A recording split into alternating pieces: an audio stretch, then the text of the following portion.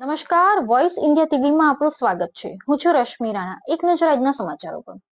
સુરતમાં માત્ર 10 વર્ષના કિશોરે આપઘાત કર્યો.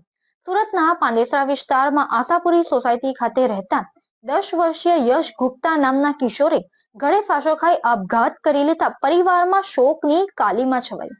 સુરતમાં માત્ર 10 વર્ષના કિશોરે આપઘાત કર્યો. સુરતના પાંદેસરા વિસ્તારમાં આશાપુરી સોસાયટી ખાતે રહેતા અવધેશ ગુપ્તાના 10 વર્ષીય પુત્ર યશ ગુપ્તાએ ગળે ફાંસો ખાઈ આપઘાત કરી લેતા પરિવાર શોકમાં ગરકાવ થયો છે. 10 વર્ષીય યશ ધોરણ 4માં અભ્યાસ કરતો હતો અને તેના પરિવારમાં માતા પિતા તથા એક મોટો ભાઈ અને બહેન છે.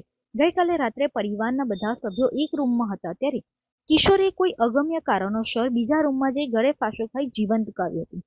રાતે પરિવારના સભ્યો તેને બીજા રૂમમાં બોલાવવા ગયા હતા તો દરવાજો અંદરથી બંધ હોવાથી બૂમ પાડવા છતાં કિશોરે દરવાજો ન ખોલતા તેના પિતાએ બારીમાંથી જોતા યશને ગળે ફાંસો ખાધેલ હાલતમાં લટકતો જોયો હતો, જેથી દરવાજો તોડી કિશોરને નીચે ઉતારી સિવિલ હોસ્પિટલ લઈ આવતા તબીબે કિશોરને મૃત જણાવ્યો હતો.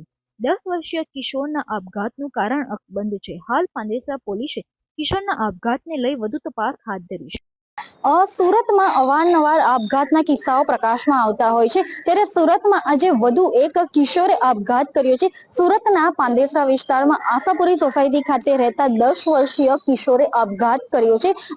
જે 10 વર્ષીય યશ ગુપ્તા નામનો જે કિશોર છે, જે ધોરણ 4માં અભ્યાસ કરતો હતો, તેને ગઈકાલે પોતાના રૂમમાં ગળે ફાંસો ખાઈ આપઘાત કર્યો છે. તો આપઘાતનું કારણ હજી સુધી જાણવા મળ્યું નથી. તો પોલીસ દ્વારા આ સમગ્ર મામલે તપાસ શરૂ કરવામાં આવેલી છે. જે યશ ગુપ્તા નામનો જે કિશોર છે, જે ધોરણ 4માં અભ્યાસ કરતો હતો, તેના પરિવારમાં તેના માતા પિતા, એક મોટો ભાઈ અને એક મોટી બહેન છે. અને પરિવાર દ્વારા જાણવા મળ્યું છે કે એને કોઈ પણ પ્રકારનું કોઈ એવું ટેન્શન કે એવું કઈ હતું નહીં, પણ કયા કારણોસર તેને આપઘાત કર્યો છે તે હજી સુધી સામે આવ્યું નથી. તો પોલીસ દ્વારા આ આપઘાતનો ગુનો નોંધી તપાસ હાથ ધરવામાં આવી છે. કેમેરામેન યાસીન મેમન સાથે રશ્મિ રાણા.